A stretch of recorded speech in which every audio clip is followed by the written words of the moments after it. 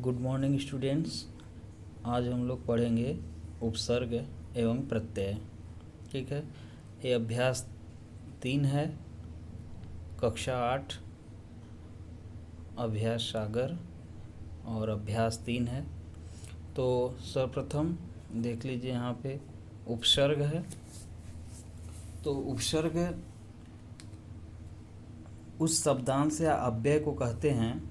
उपसर्ग क्या है? एक शब्दांश है या अव्यय जो किसी शब्द अथवा अव्यय के आदि में जुड़कर उसके अर्थ में विशेषता या परिवर्तन उत्पन्न कर देते हैं। ठीक है, जैसे कर्म के पहले सु उपसर्ग लगने से सुकर्म शब्द बन गया और इससे कर्म की विशेषता प्रकट हो गई।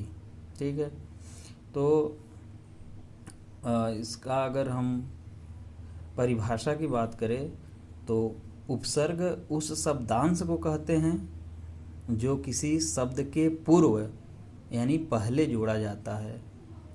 ऐसा करने से जो नया शब्द बनता है उसका अर्थ मूल अर्थ से कुछ परिवर्तित या बदला हुआ रहता है।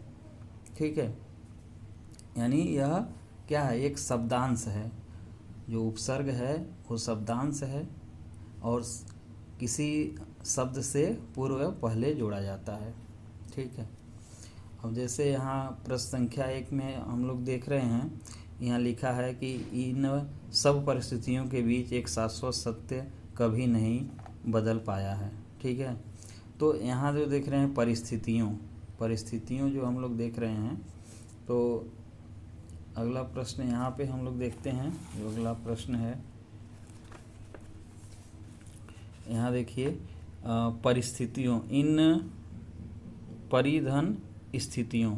तो परिस्थितियों जो शब्दांश है, इसमें क्या है? शब्दांश है जो परि है। ठीक है, परि जो है वो शब्दांश है। तो देखिए यहाँ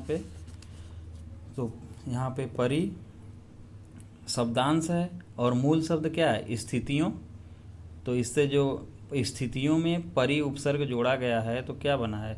परिस्थितियों बना। ठीक है, यहाँ पे परिस्थितियों बन गया है। ऐसे ही भाव मूल शब्द है, भाव में सद जोड़ा गया है तो क्या हो गया? सद्भाव। ठीक है, भाव में तो यहाँ पे सद्भाव।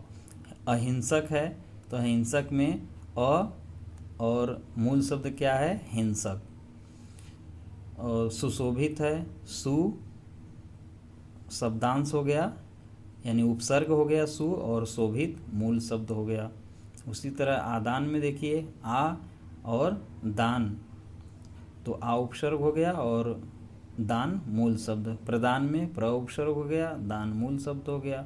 उसी तरह दुर्भाग्य में दुर उपसर्ग हो गया, भाग्य मूल शब्द हो गया। तो वे शब्दांश जो किसी शब्द से पहले लगकर उनके अर्थ में परिवर्तन या विशेषता लाते हैं उपसर्ग कहलाते हैं। ठीक है, प्रश्न संख्या 3 देखिए, लिखा है प्रति और प्लस इसमें कार जोड़ना है। ठीक है, तो प्रति प्लस कार क्या हो जाएगा? प्रति प्लस कार, तो इसको हम जोड़ेंगे तो हो जाएगा प्रतिकार।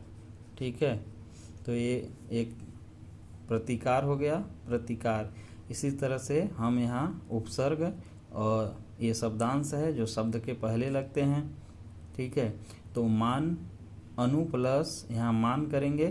ठीक है, तो क्या बन जाएगा? अनुमान। इसी तरह अभि जोड़ नव, अभिनव। अव प्लस गुण, अवगुण। वि प्लस द्रोह, विद्रोह। और अप धन यश, क्या हो जाएगा? अपयश। ठीक है, अप धन जोड़ अपयश। आगे देखते हैं हम लोग, अगला पेज देखते हैं और ये है, यहाँ भी देखिए उप प्लस कार है तो उपकार हो जाएगा। कु प्लस मार्ग है, कुमार्ग हो जाएगा।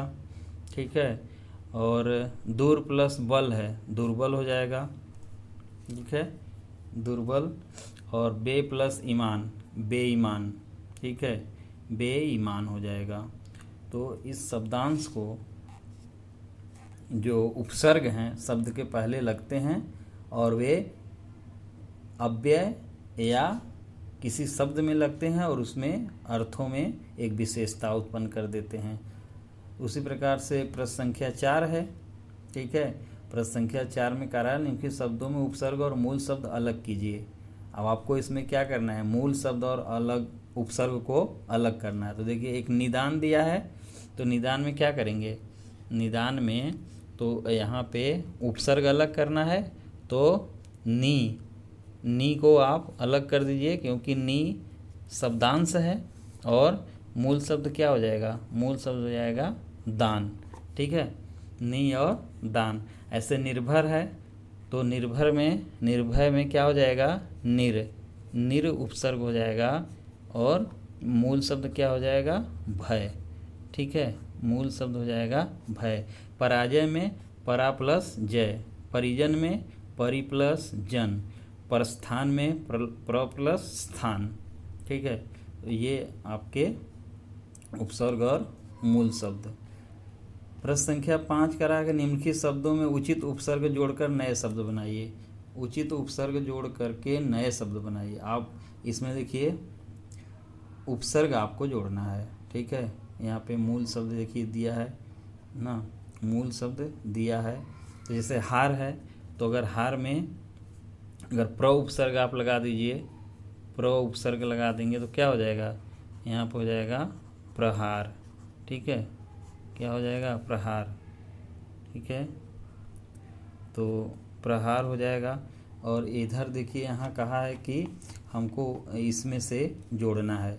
इधर अलग में देखिए यहाँ पे दिया है, इसमें से कह रहा है कि ये जो बॉक्स में दिया गया है इसी से आप बनाइए। ठीक है, तो अब यहाँ पे प्र उपसर्ग तो दिया नहीं है। ठीक है, इसलिए हम लोग क्या करेंगे, यहाँ पे देखिए आहार, उपसर्ग इसमें लगाएंगे तो क्या हो जाएगा, अगर यहाँ पे उपसर्ग जोड़ दीजिए, उपसर्ग जोड़ देंगे तो क्या हो जाएगा, यहाँ पे आहार। ठीक है, आहार हो जाएगा। इस तरह से आप नए शब्द भी बना सकते हैं। ठीक है, इस तरह आप इसको जोड़ करके यहाँ पे बना लीजिएगा। ठीक है, अ से उपसर्ग गम में जोड़ेंगे तो क्या हो जाएगा। ठीक है, तो यहाँ पे देखिए गम है और यहाँ पे आपको इस बॉक्स में से उचित उपसर्ग को चुनना है। ठीक है, तो अगर सु उपसर्ग यहाँ लगाते हैं तो सुगम हो जाएगा, सु उपसर्ग लगाएंगे तो क्या हो जाएगा, सुगम हो जाएगा। खिला है, खिला में अध उपसर्ग लगाएंगे तो अधखिला हो जाएगा। मोल है, मोल में अन उपसर्ग लगाएंगे अनमोल हो जाएगा। काल है, काल में क्या अ उपसर्ग लगाएंगे अकाल हो जाएगा। ठीक है, दिन में सु उपसर्ग लगाएंगे सुदिन हो जाएगा। ठीक है, तो ये रहा उपसर्ग।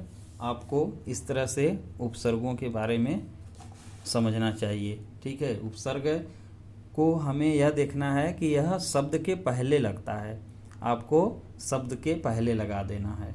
ठीक है, उसी प्रकार से हम देखते हैं प्रत्यय। प्रत्यय देखिए प्रश्न संख्या 7 है, प्रश्न संख्या 7 यहाँ प्रत्यय दिया है। जिस प्रकार से हमने उपसर्ग पढ़ा कि यह शब्द के प्रारंभ में लगते हैं, शुरू में लगते हैं और शब्द के अर्थ में परिवर्तन करते हैं, विशेषता ला देते हैं, वैसे ही प्रत्यय भी है। प्रत्यय क्या होता है, प्रत्यय को हम अंत में लगाते हैं। ठीक है, जैसे उपसर्ग को पहले लगाए उसी प्रकार प्रत्यय को हम लोग अंत में, शब्द के अंत में लगाते हैं।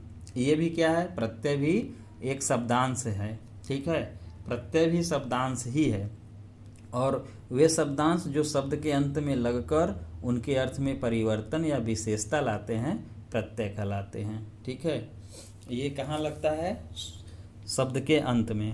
प्रत्यय को आपको इतना ही ध्यान देना है कि ये शब्द के अंत में लगते हैं।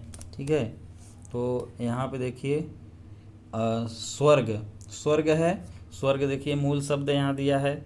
अब इसमें आपको प्रत्यय जो अगर ई ये प्रत्यय जोड़ देंगे यहाँ पे ई है।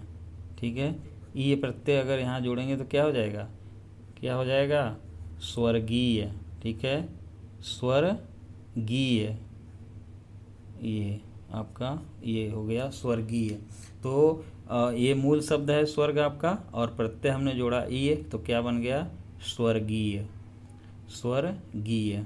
ठीक है। इसी तरह से हमको याद रखना है कि प्रत्यय हमेशा अंत में जोड़ना है, शब्द के अंत में जोड़ना है। ठीक है।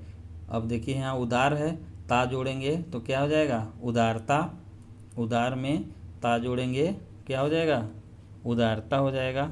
ठीक है। ता प्रत्यय लगाएंगे उदारता हो जाएगा। बूढ़ा है, ठीक है, बूढ़ा में आपा प्रत्यय जोड़ेंगे तो क्या हो जाएगा बुढ़ापा हो जाएगा। ठीक है, बुढ़ापा हो जाएगा। ठीक है। और उदारता यहाँ हो जाएगा उदारता हो जाएगा। इस तरह से हमें इस प्रत्यय को पूरा कर लेना है। ओके। ये मूर्ख है मूर्खता हो जाएगा। ठीक है, मूर्खता ता प्रत्यय जोड़ेंगे मूर्खता हो जाएगा।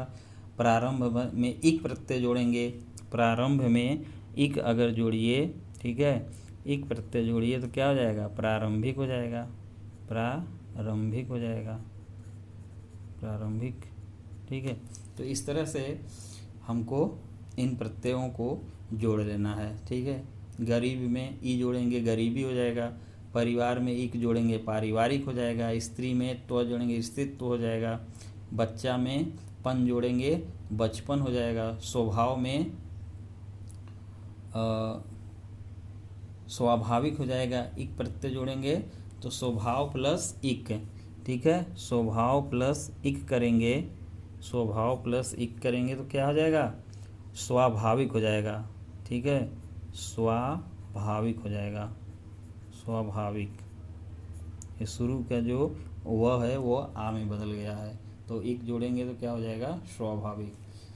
तो इस तरह से हमको उपसर्ग और प्रत्यय याद रखना है। उपसर्ग कहाँ लगाते हैं शब्द के प्रारंभ में, प्रत्यय कहाँ लगाएंगे शब्द के अंत में। ठीक है।